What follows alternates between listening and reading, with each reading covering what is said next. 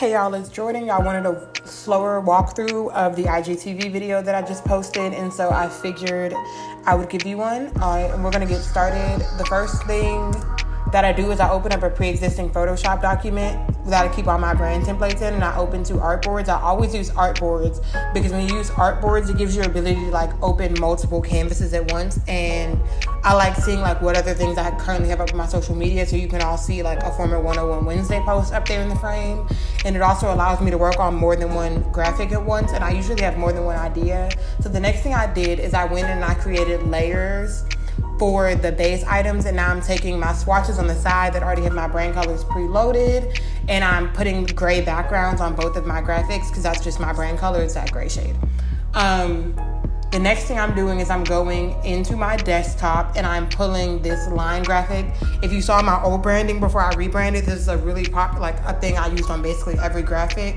So right now I'm using the quick selection tool to select the part of it that I want, and then going in and kind of cleaning up the edges so I can delete out all that extra white stuff that's left over. Don't even know why that was there. I think I had to pull this out of another graphic, and then I'm rotating it, sliding it to the bottom. And now from here, I'm really just starting to play with layouts. I expand the size because I had this idea in my head of how I wanted this to look. Didn't end up working out, so you never saw this version of the flyer. But like I said, I always start with more than one and then decide at the end which one I want to go with. So now I'm going in and I'm starting to add my text. I changed it to purple because I knew I wanted to type in purple for at least part of it. And then I'm going in and changing the font to my branded font. So I type Phenomena Media, Design Mentorship. And from here, it really just is a lot of playing around with how I want to do it. I switch it to my other branded font, and from here, I'm expanding the size. I use Command T to transform everything instead of going about it the manual way. And from here, again, like I said, I'm just kind of playing with the approximate layout, seeing how I want anything, changing colors. A lot of designing social media graphics is just playing around.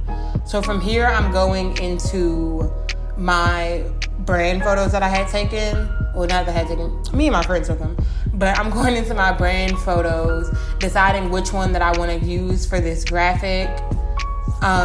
And then if you see this pause on the screen, I'm looking at my phone, I'm like, okay, which ones have I already used on my social media? So I go back, pick the one I want, drag it in.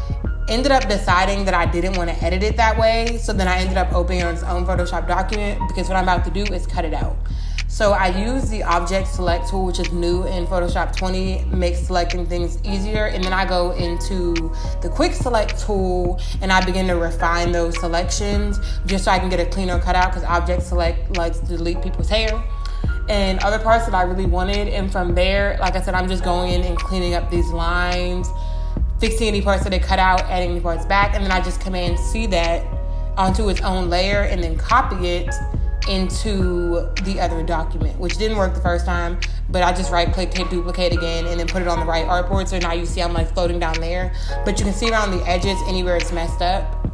So I then resize it, go in and lock all the other artboards that I have open so stuff stops dropping onto them, because that's something that's very important to do in the beginning that I forgot. So I lock all those other artboards so they're not editable. And then I take this picture of me and I begin to edit it from there, decide what size I want. Again, I'm using the Select and Mask tool so I can use a mask. I put it on black so I can see where the other fuzz is. And then I'm just adjusting the settings in Select and Mask to clean it. So I'm adding some feathering, some contrast, shifting the edge, and then I export as a layer mask so it's always an editable mask, which is something I like. So from there, I'm again adjusting it out, moving down. I see, okay, those lines are kind of blurry. So I do Select and Mask for this, do that same thing so I can clean up the edges of that shape. And then from there, I head back into the mask. And this is why always important to do Select and Mask, because masks are editable with black and white. So all these areas where it's messed up, I'm on the mask, I reduce the paintbrush size, and now I'm painting in black because black hides and white reveals on the mask tool. And I'm cleaning up all these edges that the Select and Mask didn't get before, just so it's a cleaner image of me on there. Because I think when you're cutting things out, it's important to make sure that it's as clean as possible.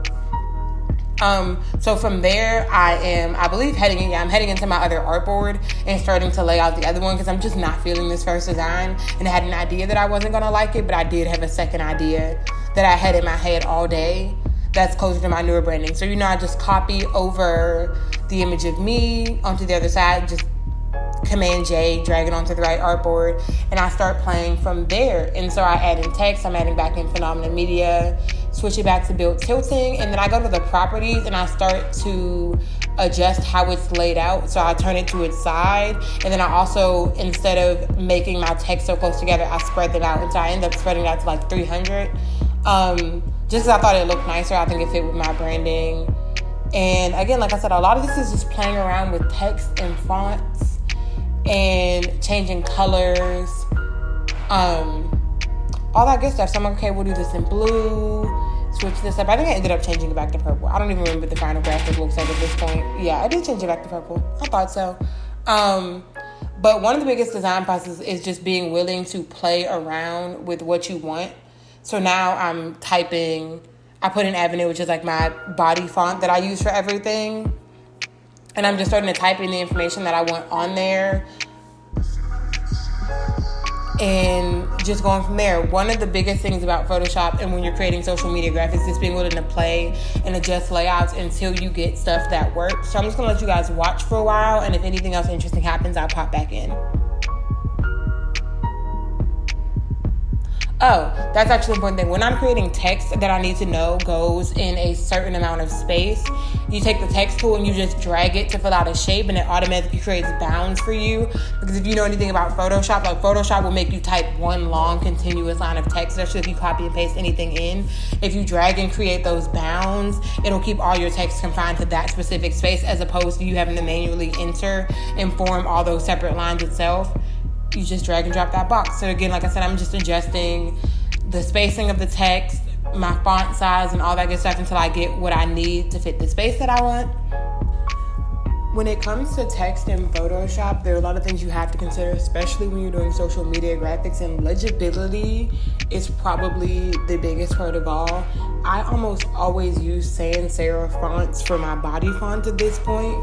And if I'm not using a sans serif, I'm using a very traditional, like, Times New Roman, Baskerville, like very classic fonts, especially when I'm doing social media graphics, because social media is small and more likely than not, the platform you're using will destroy the quality upon upload. It's just the way it is. And so I always want to make sure that my fonts are as readable as possible. I'm not doing any fancy fonts.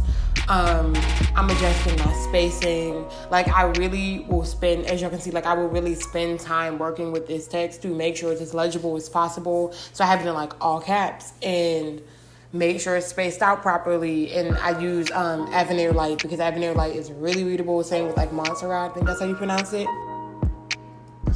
So if you pay attention here, you'll see me playing with these text option tools or type option tools. If you ever type something in all lowercase but you want it to be all caps, this is exactly where you would go to edit that or automatically change it for you.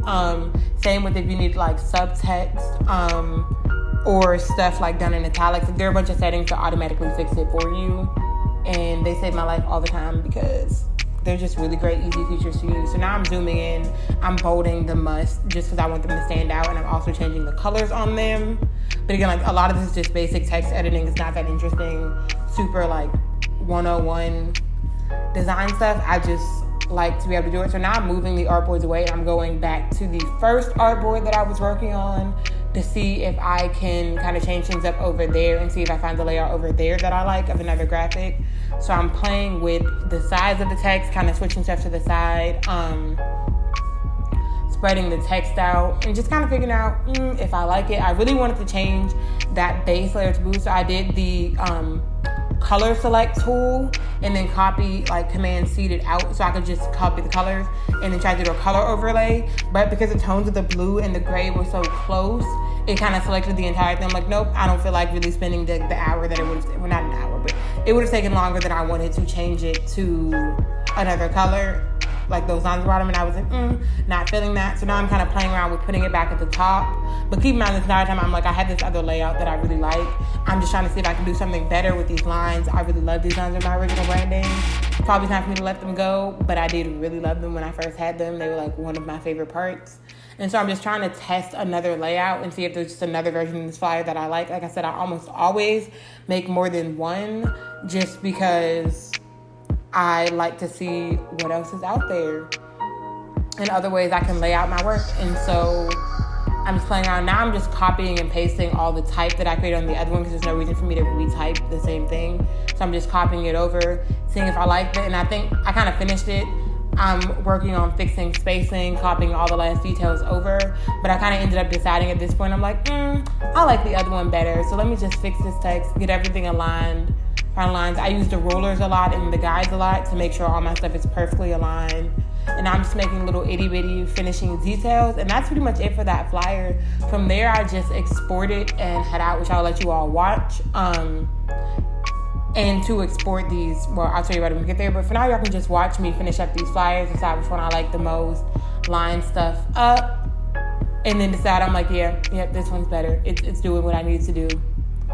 It matches my branding really well. I'm reading over stuff, checking to make sure there are no typos. I'm good for typos. I almost always take stuff out into my notes app, like copy and paste into there to get spell check because my spelling is always jacked up.